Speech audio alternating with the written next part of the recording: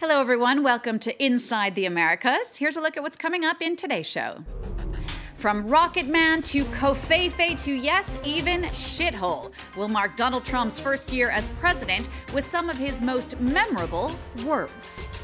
Pope Francis makes a controversial trip to Chile, sitting down with victims of sexual abuse by priests and publicly asking for forgiveness. And a horrific discovery in California where a couple's been charged with torture for keeping their 13 children in chains. I'm Jeannie Godula. First up, our number of the week, 7. Now that is the average number of daily tweets sent by U.S. President Donald Trump since he first came to office 1 year ago. It's a year that's been filled with not only tweets, but also outrageous live comments, unlike any heard from a U.S. president before. Francois Vibeau takes a look back. So help me God. Congratulations, Mr. President. It took Donald Trump less than 24 hours to spark his first presidential scandal. His target, the media. The morning after his inauguration, he declared his contempt for journalists. I have a running war with the media. They are among the most dishonest human beings on earth. In early July, he retweeted this video montage showing him as a professional wrestler pummeling the CNN logo. The president has also repeatedly attacked individual journalists, renaming 2 MSNBC hosts as Low IQ Crazy Mika and Psycho Joe. His collection of gaffes also features some racially charged comments. The latest to date. Why are we having all these people from shithole countries come here? This was said in reference to immigrants from El Salvador, Haiti, and several African countries during a meeting with senators.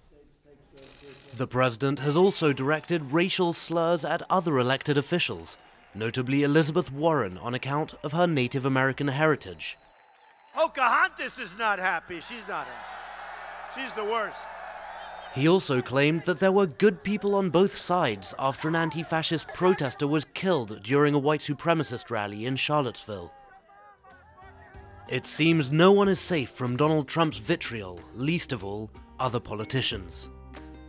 The leader of North Korea is a favorite target, dubbed Little Rocket Man, or short and fat. While European leaders fare no better, he misconstrued the Mayor of London's words after a terrorist attack in the British capital. At least 7 dead and 48 wounded in a terror attack, and the Mayor of London says there is no reason to be alarmed. He also blames Angela Merkel explicitly for harming Germany with her immigration policy. By welcoming refugees into the country, he believes the German Chancellor made a catastrophic mistake.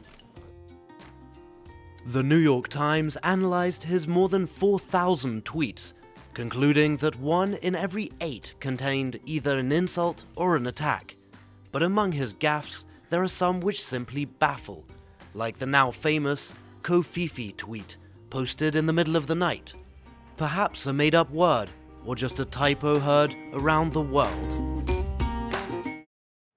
This week, reports broke that former Trump strategist Steve Bannon, who had a very high-profile falling out with the president, had been subpoenaed to testify before a federal grand jury. That's the latest in the ongoing investigation led by special counsel Robert Mueller into whether or not there was collusion between Trump's presidential campaign and Russia. And while that official investigation continues to move forward, regular Americans are also making their own case in hopes of ousting the 45th president of the United States.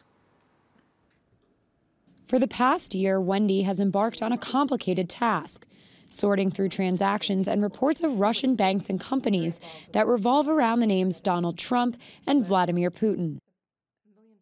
Several times a week, this Democratic voter posts her finds on various social networks.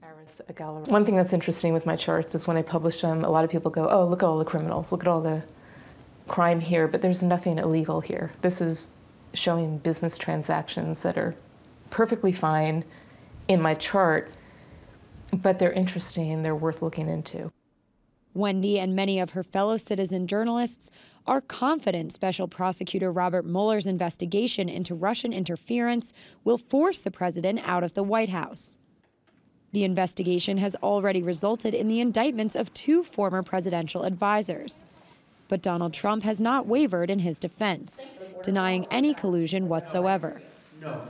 It's a Democrat hoax that was brought up as an excuse for losing an election. This president is unfit for office and needs to go. Billionaire environmentalist Tom Steyer is not waiting for the end of the investigation.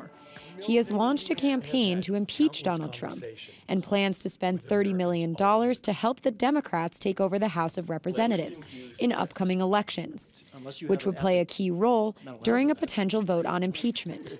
Anyway, by my count, Donald Trump has committed at least 8 impeachable offenses. He's trampling on the rule of law and risking nuclear conflict. He is a clear and present danger to the institutions of our democracy and to the safety of the American people. Impeachment is a political process that begins with a vote in the House of Representatives, followed by a trial in the Senate.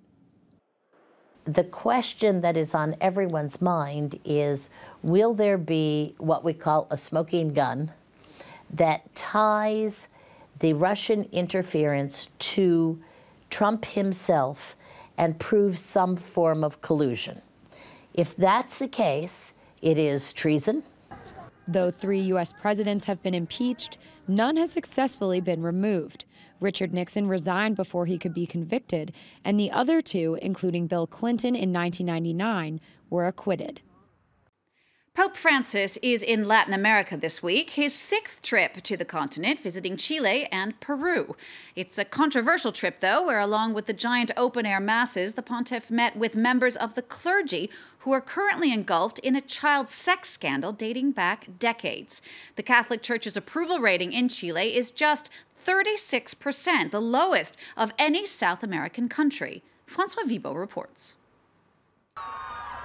Taking to the streets of Santiago in his famed Pope-mobile, the pontiff received a welcome worthy of a rock star.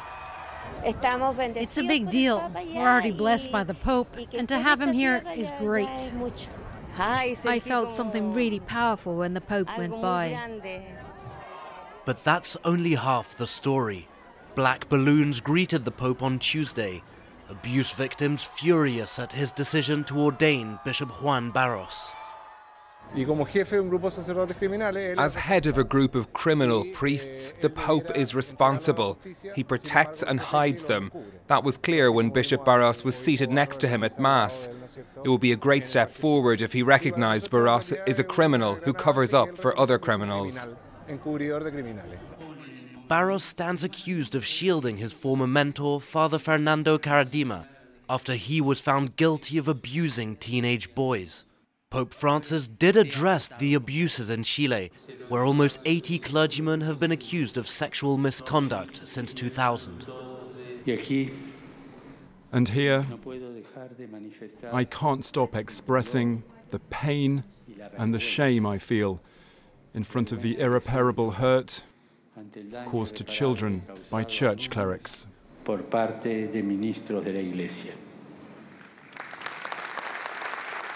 On Wednesday, the Pope held a mass before members of Chile's indigenous Mapuche community. They famously resisted colonization and Christianity for years, only to have their ancestral lands seized by the military in the 1860s. The region they now inhabit is the poorest in the country, and they often face discrimination. Both leaders of the Mapuche and the Chilean government have expressed hope that the Pope's presence facilitates dialogue between them. All this in a country where trust in the Catholic Church is the lowest in any South American nation, and where secularism is on the rise. A high-profile American athlete has added her name to the growing list of victims of sexual abuse in the U.S. That's 4-time Olympic gold medalist Simone Biles. This week, she confirmed she was sexually abused by former USA Gymnastics team physician Larry Nassar. That makes her just the latest in a series of top-level gymnasts to accuse the once-respected doctor of misconduct. Nassar was sentenced last month to 60 years in prison on federal child pornography charges. And our picture of the week is this home. But what looked like a regular house on a regular street in California turned out to be a place of horror. Authorities say this is where two parents chained up and tortured their 13 children. David Allen Turpin and his wife Louise Anna had made their suburban Southern California home a private school, a prison, and a veritable torture chamber for the siblings, aged 2 to 29 years old. Their neighbors described the Turpins as shut-ins who avoided social contact. This Sunday, Los Angeles police discovered what they were hiding. Their 13 children, aged from 2 to 29, were kept shackled to beds with chains and padlocks in dark, foul-smelling conditions. Local police said they were focused on providing the children with immediate care. I wish I could come to you today with information that would explain why this happened. As I indicated earlier, we're working with Child Protective Services, Adult Protective Services, and medical professionals to ensure that the victims get the help that they need. It was the Turpin's daughter who sounded the alarm. The 17-year-old escaped the house, calling 911 on a mobile phone she found in the property. The girl was so emaciated, police initially believed she was around 10 years old. Upon hearing the news, area residents said they had had their doubts. I always had a suspicion because that house never looked like there was a lot of action in front of it. The kids were just coming out of the car, going into the house. That was it. He was super skinny and not athletic skinny, like malnourished skinny. David Turpin is registered as the head of the Sandcastle Day School, a private institution with only 6 pupils. Its address matches that of the Turpins' home in public records. David and Louise Turpin have been charged with 9 counts of torture and 10 counts of child endangerment. Their bail has been posted at around $9 million each. All right, we'll leave you now in Chicago, where a new cold snap turned the trees near the city's beach into a moonscape full of ice sculptures. 3 days of snow left knee-deep drifts along Lake Michigan, with high humidity and low temperatures forming the sculptures of all shapes and sizes. Well, here's hoping you're staying warm wherever you are. That wraps it up for this Inside the Americas. See you again next week for all the news from north to south.